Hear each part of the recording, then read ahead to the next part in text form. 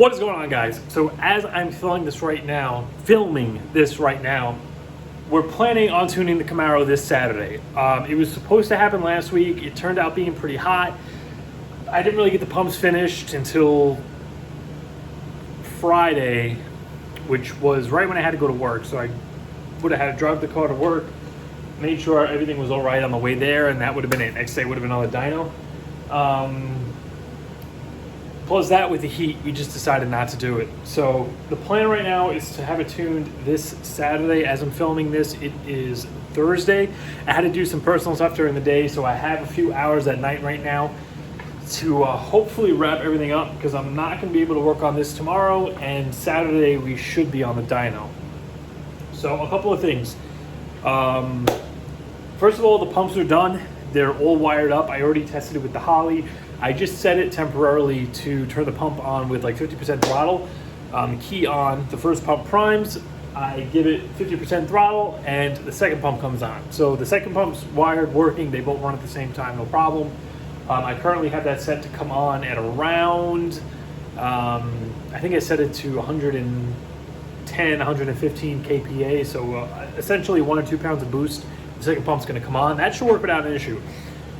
The second thing I did was I capped, remember that vent line that used to be the old return line, that I cut some slots in it because it's submerged. I didn't want fuel to come out. Well, I started smelling gas, and I noticed that the bottom of the hose that runs off of that, it's wet. So fuel is somehow making its way out of there still. So basically I capped that, and I got a different gas cap. So I picked up, this is like for a late 70s, early 80s Camaro. I got this off of eBay, and it's vented.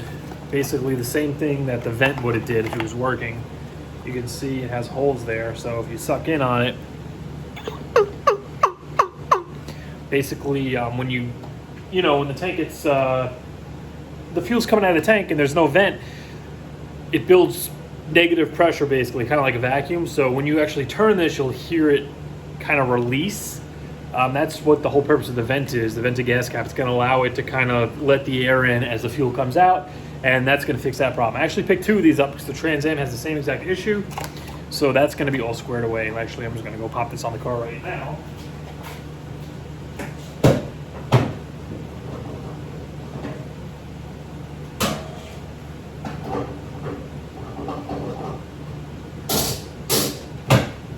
All right. That's done. Okay, so that's pretty much it. The fuel system is finished. Next thing I'm going to be doing is the heat exchanger. Now, I did quite a few mods under here. I made a video. Well, I filmed this, but I'm not going to lie. I'm kind of bored as hell making all these Camaro videos. I love doing the work, don't get me wrong, but editing it and the explaining, and it's just easier, I think. And more entertaining, I think, for me to just show you guys the finished result, show you what I did, give you the part numbers, because this was kind of a bit of an uphill battle figuring out what was going to work. And when it came to editing it, I was like, this video is boring. I just don't feel like it. I want to get more back into the content of the Tahoe videos with the Trans Am and actually getting this thing tuned so we can race it. I'm kind of done with just working on it for a while. But anyway, I've been having a cooling issue with this thing for a while. I mentioned to you guys, for anybody who's been a fan of the channel or watching for a while, before I put the blower on, I put, like I said, the spout fans on there with the bigger Summit radiator, because the car would run hot with the air conditioning on. It would climb up to like 220, 230. Turn the AC off, it would come down, but the fans wouldn't actually turn off. So long story short, I ended up... I put that, those spout fans in there with the Summit radiator, and that fixed the problem until I put the supercharger on. So with the supercharger, I was running that same Summit 2-core radiator, I was running the same spout fans, and once I got the AC working with the Holly, and I guess with the bigger engines making more power, the bigger cam, I don't know, it's doing the exact same thing, if not worse. AC on at idle, it'll get up to like 230, 235, and then I just turn it off. It'll probably keep climbing. AC not on at idle, it'll sit at like 205 on like a 90-degree day, and it's only when it's warm. 85 or 80 degrees and up, it'll do this. If it's below 80, the fans will cycle. You can run the AC. It's not going to run hot. it's like purely by environmental temperature. So there's no air in the system. There's nothing like that. It did the same exact thing with the 5.3 when I put the blower on. Same problem. So I basically got this Champion 2, not 2, it's a Champion 3-core dual pass radiator. So both the hose fittings are on the passenger side. So essentially coolant comes through the top hose, it comes this way, then it comes back, and then it goes out into the engine. So it essentially passes the fans twice, it cools a little bit better. My main reason for getting that is to move that hose. So now I got the radiator hose on that side, the upper one. So this was clear for the intake. The intake isn't sitting on that hose anymore. Cooled down my intake temps quite a bit, and everything fits fine and dandy. The other thing I did was get these massive 4,000 CFM Dorelli fans, and I wanted to run this shroud. This is the biggest, baddest fans I could find. I have them ran to 10 gauge wire right off the battery. They each have their own relays. They are just super badass fans, sealed up against the radiator nicely. And I wanted to run these fans with this radiator with the 5-inch intake. So I switched my intake out for a 5-inch now. And to make all this work, something had to give. So I ended up cutting this down, the upper core support. I brought the radiator forward a little bit, and then I welded these bolts. I drilled holes, welded these bolts in from underneath, and I used them as studs, and I just bent my own little brackets out of aluminum, and the fans are bolted on to the lower core support from there. Obviously, I made these little mounts here to mount them to the radiator. So I finally have an actual radiator mount. This is super secure. All I have to do is clean this up, the core support. I'm gonna fill this in a little bit and just spray this. And I might either leave it the way it is or maybe get some kind of cover for this, but I'm really happy with the way it came out. You can see everything fits. There's plenty of room for the intake. It's not hitting the alternator. It's not hitting the fans. And after doing all this, I decided just to go a little further, and I reinstalled the factory intake shroud for the fans. So what was happening before, I'm sorry if I'm boring you to death with this, but there's like I was through so much trying to figure this problem out, and if somebody else is having the same issue, I want you to be able to fix it. But yeah, basically I used these fans on my old Summit radiator, and the car did the same thing. It was slightly cooler by like 5 degrees, but when the day was hot enough, it would still climb up to 230. So what I did everything basically one hurrah just to try to fix the problem. When I swapped the radiator, I didn't even bother testing it yet. I went and I installed the factory fan intake system here, because I figured the fans have to pull air through that thick heat exchanger I had here, through the radiator, now with 3-core, and then finally into the hot engine bay. And I figured that was kind of maybe slowing down fan flow. The hot intake charge that's going directly into the engine from the hose being there, that probably wasn't helping anything. That hot water going through the lid was just getting sucked into the hot condenser and then into the hot radiator, not really cooling much. So I chucked the heat exchanger, or at least put it in storage. This is the factory, I don't know what car this came off. If you just go on eBay, look for a 3rd gen Camaro air dam assembly, it'll usually come up with this. It's this plastic piece, and it has these 2 ducts that clip in right behind the grill. So this is just sucking air right through the grill holes here. It is sealed up around the sides with plastic and sealed up on that side with factory stuff. So now when the fans come on, they are literally sucking air straight from here.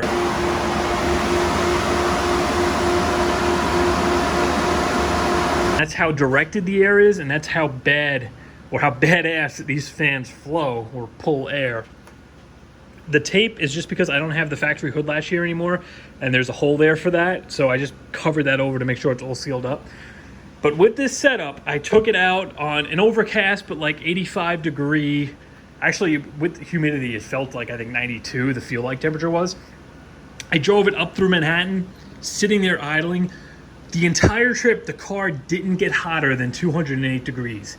Even sitting idling for like 10 minutes, AC blasting. At one point, even driving, I had to turn the air conditioning off because it got so cold. Low speed driving, the car is 150% better. Coming off a stop, it'll be sitting at, let's say, 200. As soon as I get up to 15, 20, it'll drop down to like 198, maybe even lower than that.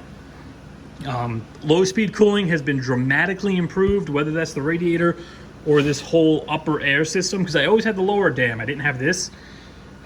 Regardless, this seemed to make a huge difference. Granted, I did only drive the car once since I put this whole setup together, because I don't have the heat exchanger hooked up. So I haven't been taking it out, and that's what we're going to be doing in this video. Also, we're changing the heat exchanger.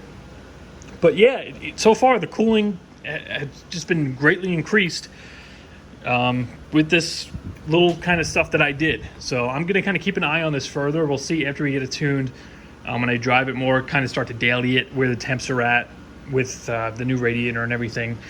And from there, I might do additional stuff to help the cooling. Like, for one thing, the air really has to get out of the bay, because if I run this thing with the hood open, it runs dramatically cooler. So I think this is just pulling hot air through and it has nowhere to go, and it's just heat soaking the motor. So I'm going to work with some other stuff, but for now, yeah, I'm running that factory kind of air intake thing. Obviously, the heat exchanger had to go because that was all the way out here. This would never have fit. And I got a smaller one from eBay that should fit pretty much perfectly. Still with me? Thanks. I know I am talking a lot, but I've been really slacking with videos on this thing. So I just want you guys all up to date. So when we do the final tuning video, you'll kind of know where I'm at and what I did to get the car to run the way it does. All right, so I picked these guys up from Summer Racing. They're the Race Star Recluse. I got two 15s and then two 17 by 4.5s. The Race Stars that I had on here, I could not for the life of me find a skinny Race Star. I managed to find one of them. I couldn't find the other one. They were all on back order. I ended up with 3 wheels. I'm like, what am I going to do with 3 wheels? They're useless. And I want to put the bias plies on there, and I don't want to run them with the radials in the front, so I had to get a set of 4. Anyway, I'm going to end up selling these. I'm just going to throw them on the car for now so we could have these on when we dyno it, because those tires might slip. And then these are going to get sold, and this is going to be the new setup for the track. The front wheels fit. I can actually take the spacer off, and I don't need to run the spacer at the track, which I'm happy about. The back ones are the same back spacing as that. They fit without an issue. I might actually trim or hammer a little bit towards the front of the wheel well there, because it's kind of tight. Once I air them down, there might be a little bit of rubbing. But these fit. I'm going to put them on probably in an upcoming video after the car's tuned. I'll show you guys how they fit, because I'm a little worried that the tire is going to rub on the fender, because once they're on there, they're tucked up there pretty good, and if I turn the wheel, I think it's going to grab the fender. So I might have to throw some weight jacks in the front and kind of lift the front up a little bit. So I actually measured out that little bit of space I have towards the bottom where this kind of goes out, and I think it was like 21 or 25 inches wide, and like I think 10.5 was the highest I could fit. So I just typed those numbers into eBay, and I came across this guy. It's not nearly as big,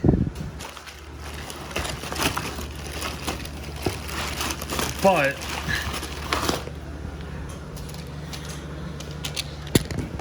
it is a dual pass, which is good, just like the AFCO. And you know, with the fan improvements and being it's thinner, it's gonna, you know, it's gonna get air from that air dam now. Much more air is going to flow over it. Plus, I have that massive 10-gallon tank in the back. This should do what I need it to do. And hopefully, it's going to fit in there like a glove.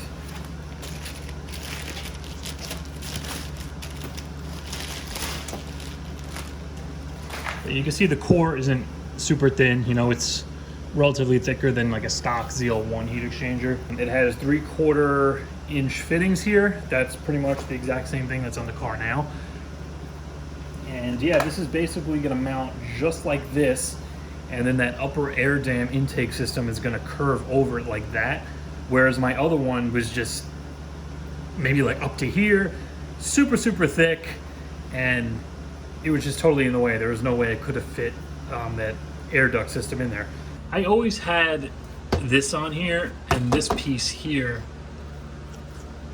Right now, this is the old heat exchanger line. I just have them connected to each other. And you can actually see, this is just like the course of a few days. There's just leaves and shit stuck on that tape. We got little pieces of stuff kind of in here. This thing is definitely getting air through the radiator now. I never had that problem with any debris getting up here before. You can see the side pieces. It's sealed off on the side, it's sealed off on the top. Literally the only way air can get into the radiator is through this opening now. So all that hot air recirculation is taken care of. There's plenty of air coming up here when the car is moving. And I measured this spot pretty much right here for the heat exchanger. I wanted to make sure I got something thin enough where it's gonna sit just behind this because I didn't want to have it too far forward where this gap gets smaller. But if we bring this guy up, and my calculations were correct,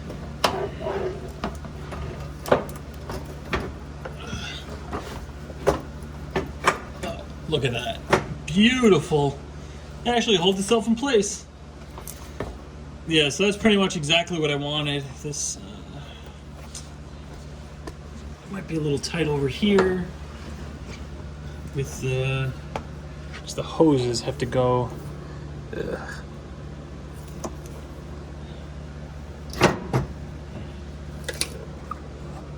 Yeah, I guess that'll work.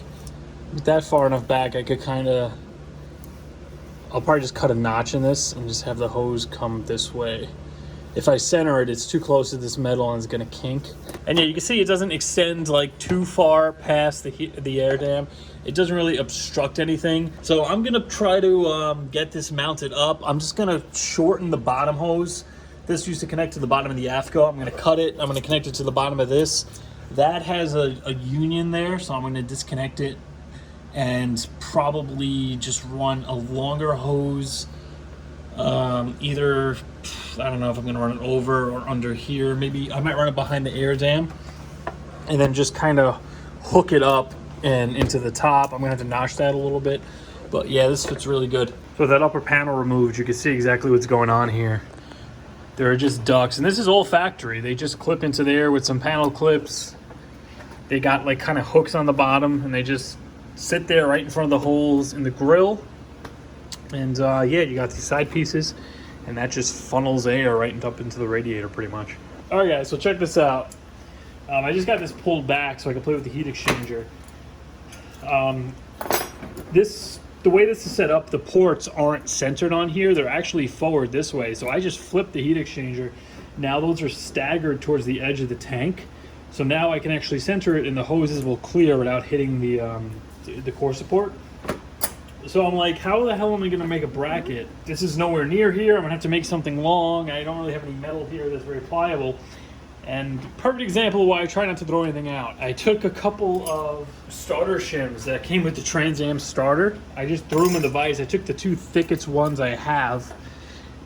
Bam. Look at this.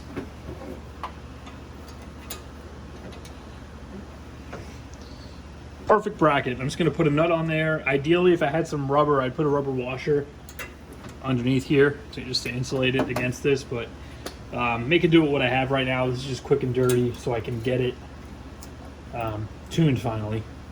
That's good. Other one's going right over there. I don't know what I'm going to do on the bottom yet. I'm probably going to do something similar because I have a few of these left over. But yeah, literally 30-second heat exchanger brackets here. This is my Harbor Freight drill press that I rarely use, and I just started using it. I never owned a drill press before.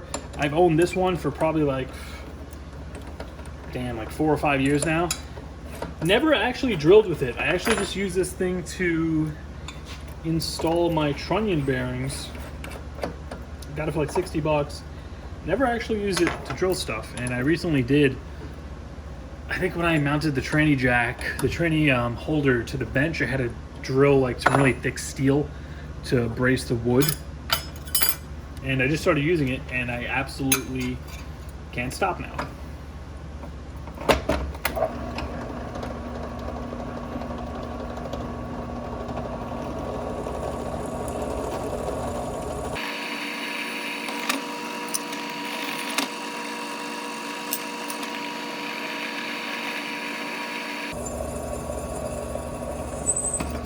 I got the speed set super low from drilling that thick steel, but I'm too lazy to move the belt. So the mounting is complete. It's a little crude. I did the same thing. I found some nuts and washers, and I bolted the shim to both, both tabs on the heat exchanger. I used some of the thinner ones that are easy to bend, and I didn't have my, I don't have the adapters for my screw gun to put a socket head on there to drill some self-tappers. So I drilled a very tiny screw and just used a galvanized like Phillips head self-tapping screw. Just, it's gonna work for now. Next thing I'm gonna do, I just came in here and marked this with a Sharpie. I'm gonna cut around the plastic, and I pinched off the hose going to the tank. So I'm just gonna cut this probably here, and then I'm just gonna fish it through that hole. The bottom one's gonna go back on the bottom. All right, guys, so the hoses are finished. It was actually really simple. I ended up pinching it off further down this way where it comes out of the fender from the tank in the back, just so it doesn't just drain everywhere. I got the bottom hooked up, and the top I ended up running under that kind of dished part of the air dam. I ran it in there, and then it just comes under this way, curves up, and then it just comes right into there. So this thing actually fit really nicely. You can see it has a tiny little bit of wiggle, but it's not going anywhere. And then the other thing, for some reason this thing has these like notches cut in it. I didn't do this. I don't know. I don't think it broke. It must have came this way because it's even on both sides. And if you look, it actually fits. Like, I didn't even plan this. It fits right around the bracket pretty damn good on both sides. They just happen to line up that way. So who the hell knows? But I'm just gonna leave this alone. Just tuck it in here like that. That's all nicely sealed up. I'm gonna put a little more tape on this. This just got all messed up. I'm gonna have leaves on it. I gotta get like a sheet of plastic or something. I might actually have the piece that goes over this, because the hood latch comes down in here, but there's only like a slot, like a small amount of just thin sheet metal for the hood latch, and there's actually a door that goes over this, which is a slot cut in it. I might have it, so I could just pop that on there, and then maybe just put one piece of like black tape across the slot just to kind of like seal it up. But this fits actually very, very good. I still can't believe that just happened to fall into place like that. But one more thing to do. I don't even know if the pump's gonna work because the battery is so freaking dead. Let's try putting the heat exchanger pump on. We'll check for leaks. Nothing. It is totally friggin' dead. Alright. Well, unfortunately, can't do anything right now, but that's pretty much filled with water, because after I put the bottom hose on, it started coming out the top, so I had to put a plug on it. So I'm pretty sure that holds water. Obviously, it's going to pump the exact same way it did before. The real test is going to be when we get it out on the road and see what the IATs are at. Driving it around under boost, and whether or not this being in front of the condenser now is going to mess with any airflow. I think it's going to be all right, being I'm able to accommodate the entire kind of factory intake system here. But yeah, we'll find out in a day or so. I'm actually going to call this video here. It's only like 10:30, but I'm actually really freaking tired for some reason. But yeah, once again, it's gonna do it for this one, guys. I'm gonna link the fans and the radiator down below if you want to go pick up this nice dual pass. Like I said, moving the upper hose allowed me to fit the intake, and it is a dual pass, so I'm sure it helped somewhat in the cooling along with all this stuff. As for all this, you just gotta look on eBay. Look for Durgen Camaro air dams. I don't know what years specifically had them. I don't know if it was a V6 thing. I don't know if it was on older cars. I'm not sure if the tune ports had them, because those cars had like the filters here. So I don't know if there was room with the filter in that there. Really not sure. You're kind of on your own with that. Yeah, but we're gonna get this done, and hopefully Saturday is gonna be the final time that this thing's getting tuned, and then we could finally get back to the Tahoe and the Trans Am. Well, once again, it's gonna do it for this one. See you guys in a few days.